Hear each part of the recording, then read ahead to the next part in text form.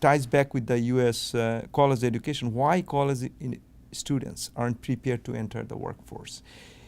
What's your insight on how can we solve the skill gap problem in the United States?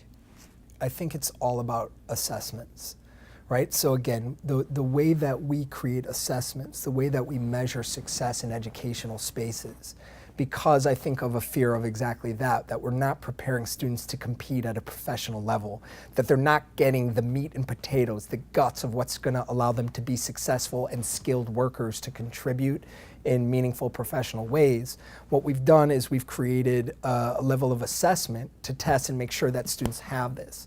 But ironically, what it's doing is it's disempowering, it's demotivating students and teachers alike, and it's making school a depressing and miserable experience that's actually backfiring.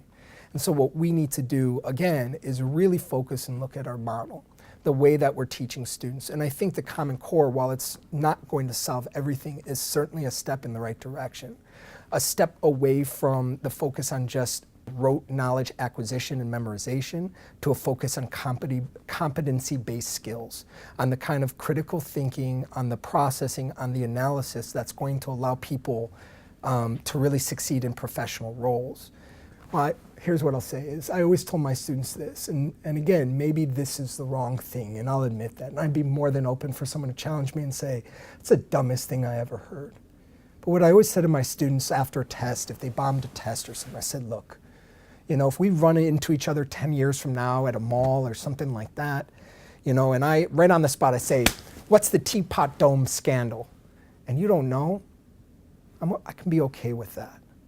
But if in 10 years from now, you look back on my class and say, wow, what a waste of time. I hate history. History is boring. History doesn't matter. Then I'm going to have trouble sleeping at night. And that's it, because the truth of the matter is students will have forgotten well over 97% of everything we teach them. It's just basic cognitive research. They're going to forget these skills. They're going to forget this knowledge. They're going to forget these theorems, and they're going to forget these quotients and these, you know, these elemental tables. But what they're not going to forget is the effective modeling.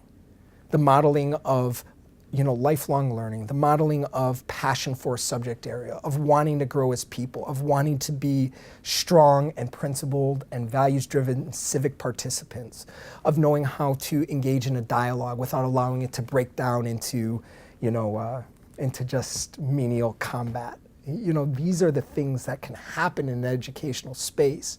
But because of the focus only on one form of measurement, on standardized measurement, at least in the way that it's currently structured, we miss out on the measurement of all those other aspects.